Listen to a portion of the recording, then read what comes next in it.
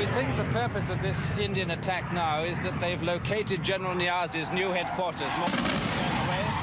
We think General Niazi, the commander of what's left of the Pakistan army here, has shifted his headquarters. We believe the Indians know about it.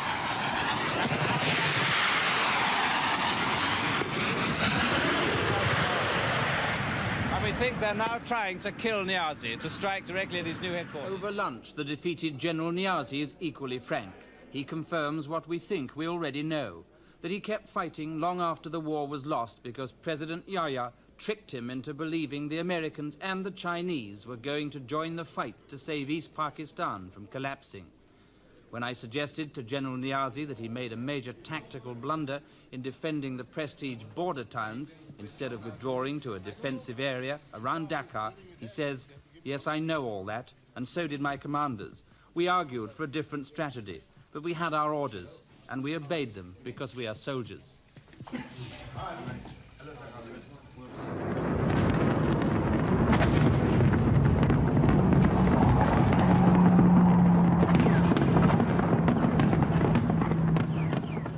December the 4th, Indian jets attacked Dhaka airport for the first time.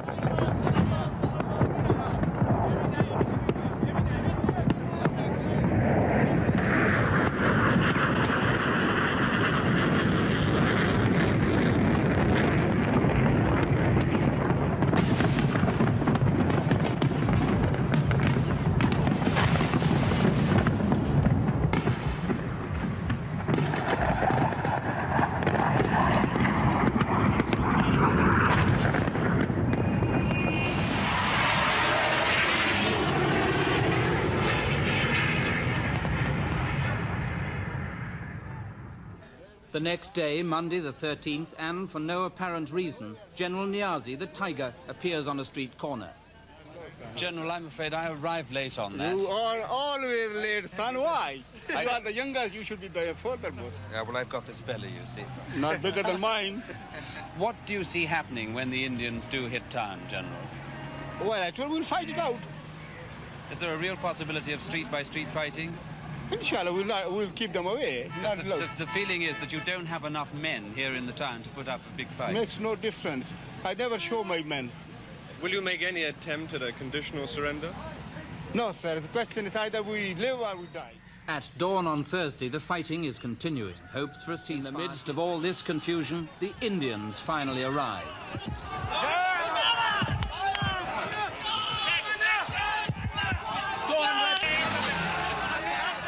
Colonel, welcome to Dhaka. Looking at the scene from this end, it has seemed like a rout of the Pakistan army. Is that a fair assessment? Or what's it been like? I wouldn't say that. I think it's very heavy and hard fighting. But I think we went about as planned, I would say. Things worked out as we'd assessed it, more or less. Were there moments where they did really put up a fight to the death? Oh, yes. I think practically everywhere. The Pakistani soldiers fought extremely well, I must say. In fact, I would say at times it was so fanatical. Then I've sort of said, look at this man, he's just dying for something when he has no business to be just come charging across, which is just ridiculous at times. I felt very sorry. Suddenly, the Pakistani commander, General Niazi, turns up. Good morning, how are you? Morning, sir. Someone says the evacuation's cancelled. I'm Ronald Robson. You were looking for me yesterday. Yes. How are you? Very well, thank you, sir. I hope glad to see you. How are you? Who spread the rumor that I have run away? You are the man. As usual, the general is eager to chat to reporters. It was the Brahman Broadcasting Corporation, BBC. We're spreading your rumors. I can tell you one thing, man. I'm the man, I'll take the tank over my body. You will see my dead body and alive. General, you remember me, Arthur Cox. I remember you very well. Indeed. We have You still arranged do the our same evacuation today. We have full clearances from your government in Islamabad. We are now told on arrival at the airport that General Farman has said that the evacuation cannot take place. We must ask for clarification and assistance in this matter. The aircraft, as far as we know, are in the sky on their way here. Ask Islamabad, ask the governor. I am the military commander. Governor doesn't come under me, President tells him. 8:30 Wednesday, the war is 12 days old. General, could you give us a quick rundown of how you view the situation at this time? Well, actually, as I told you, I'm not in command of the troops. The troops are being commanded by General Niazi, and he's the right person to tell you what the situation But General is. Farman, if you were in control, would you not now think of surrendering? Isn't it ludicrous to go on? No, why should we surrender? Well, it's now 10:20 on Wednesday the 15th, and the news that has just reached me is that Yahya Khan has given the order to surrender in the east. In fact, he gave his agreement to this at 4 o'clock yesterday afternoon. After a second airstrike, the last man to flee from Government House to the protection of the hotel is Governor Malik. His arrival means that the civilian administration of East Pakistan has collapsed. What's the position, Governor? Have you resigned? Could I just ask you to confirm that you have resigned, Please Governor? let me know. I am not even...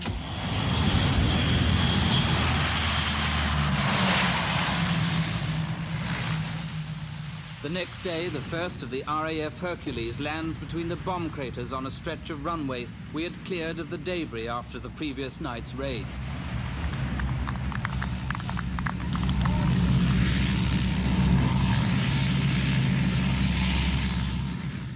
The first of the 400 or so foreign nationals to be hustled aboard the rescue plane are women and children.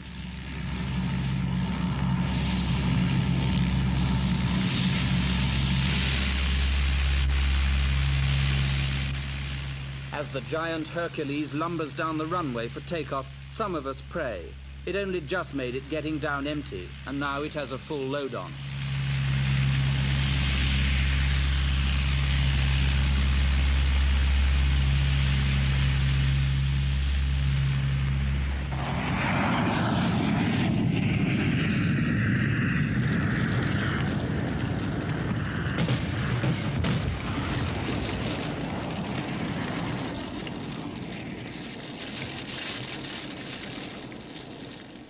By mid-afternoon, the Indian jets are overdoing it, and their rockets are hitting civilian targets.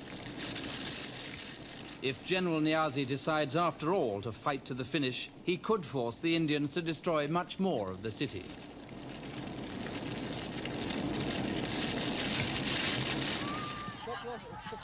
By now, General Niazi cannot hide the humiliation he so deeply feels.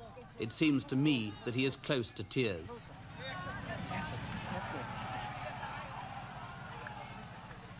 And suddenly, we all feel desperately sorry for the once blustering general. At this moment, I think most of us would have given almost anything to see Yahya Khan in General Niazi's place. The change of ownership of one of the most populated and poorest parts of the world is now being confirmed.